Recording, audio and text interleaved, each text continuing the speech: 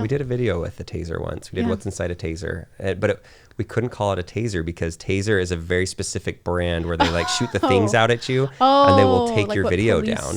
And they're use. that brand is out of, I think, Phoenix, Arizona, and they're super strict. And so I thought it was just a normal. I can't remember what we called it.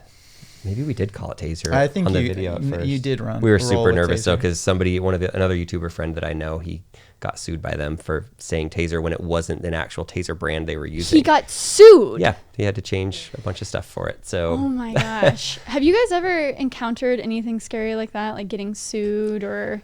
We did a video on what's inside a safe, but this was like we went to Cabela's, and I'm like, a lot of our videos, like we could just do stuff that's around the house, but sometimes I like to buy the thing that everybody's going to buy, have it be new so that it's like real world and people can go, should I buy this or not, based off of whatever video. So we go to Cabela's, I ask them what the most popular safe is. It's this $800 Liberty safe. I can't remember what the name was of it, but anyway.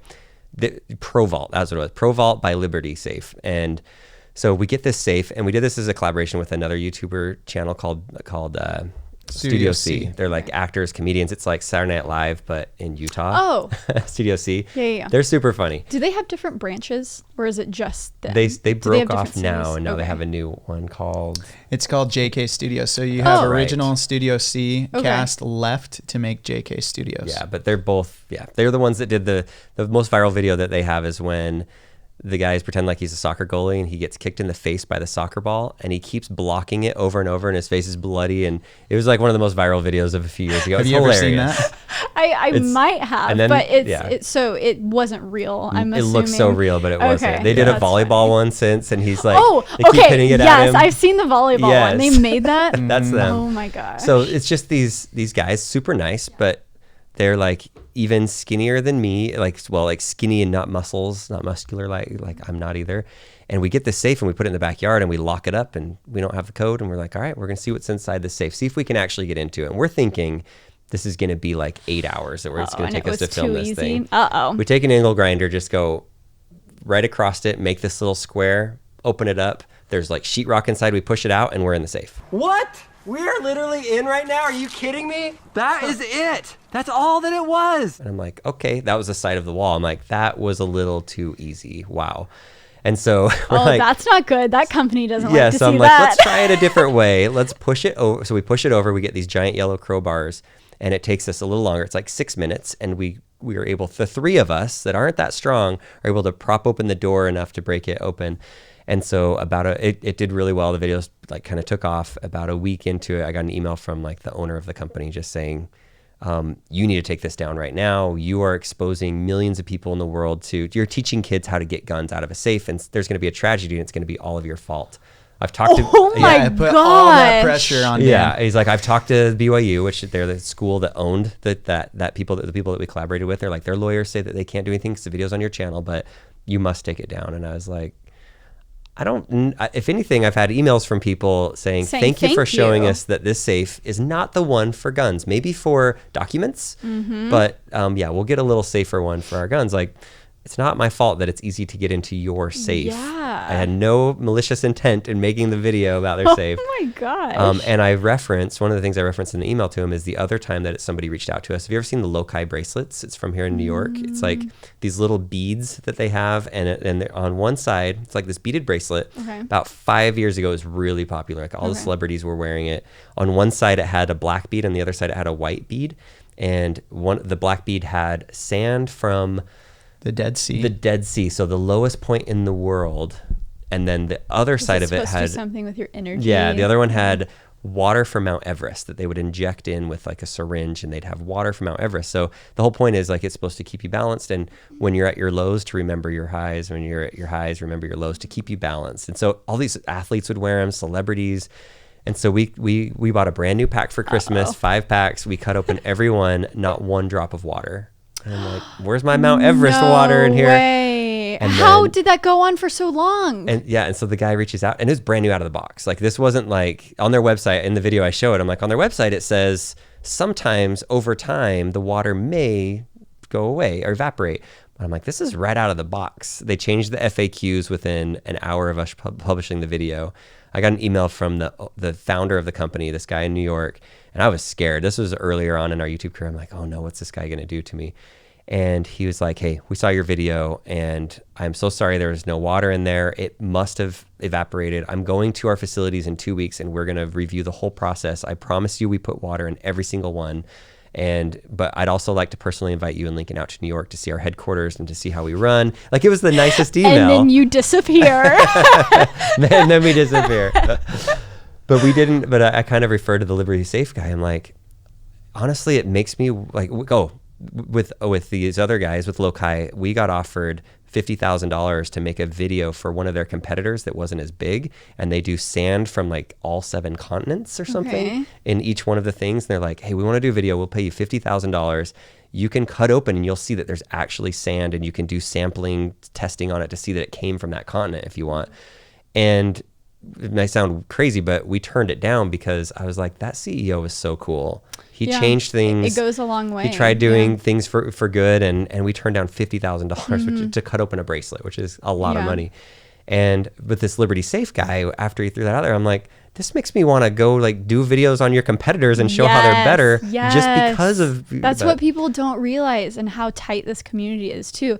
It's not even just companies, but whenever also other creators kind of have a whack attitude about things and go things about the wrong way, I personally think that this is a very like nice, generous community. Like, maybe Makeup YouTube has their own thing. That's like a whole different world, right? But pretty much everyone besides that, I feel like, is very collaborative and nice and generous. Right. But if you're gonna come like storm in here with an attitude, or just like, you know, even if brands are just treating you like garbage like that, okay, you're now on the list.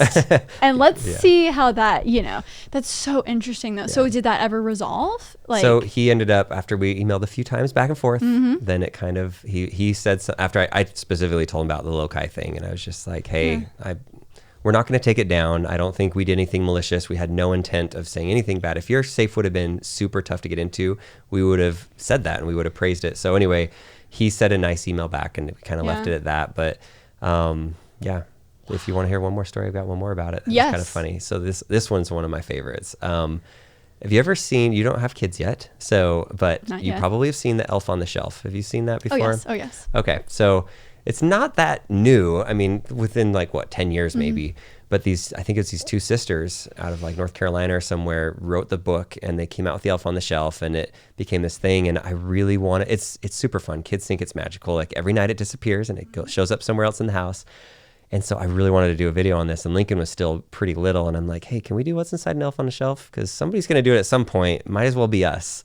And he's like, no, that would be mean to the elf. Yeah.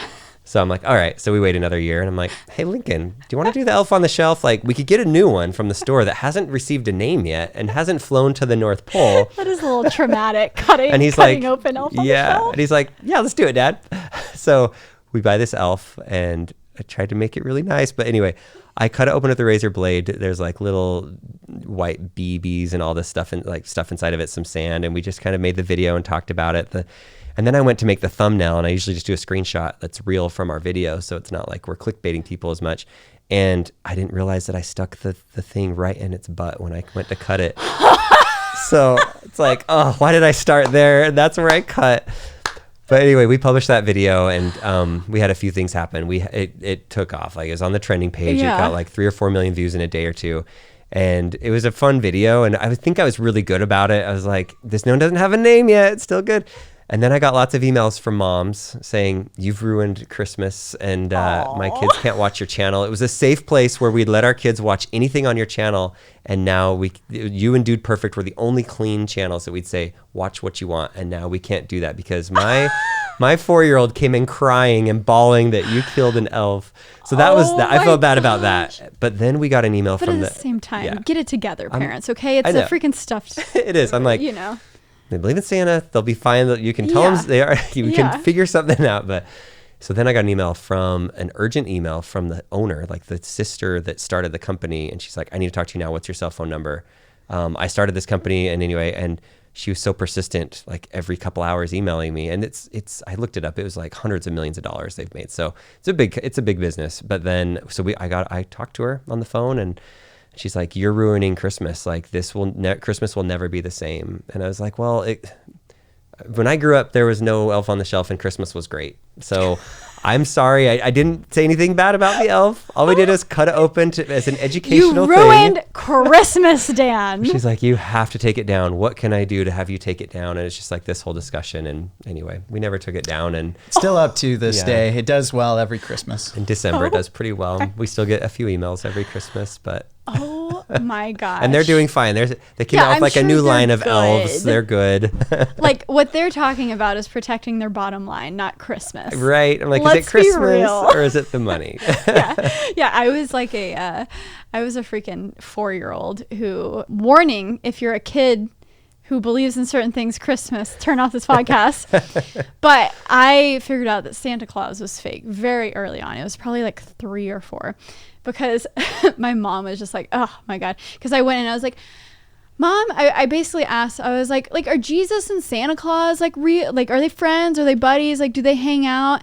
And she was just like, oh, I can't make Sarah think that like Santa Claus is just like an equivalent to like Jesus. And so like there I was as a little kid who was just like, oh, okay, Santa isn't real. But guess what I did the next day at school? Yeah, you told people. I told everyone. So she got all of the phone calls. Yes. So I was that person as like a kindergartner. Yep. So Yep. I think if you're a channel What's Inside though, and it's like, you would think parents or people would know what to expect. And if you watch the video, we never say that the elf magic isn't real.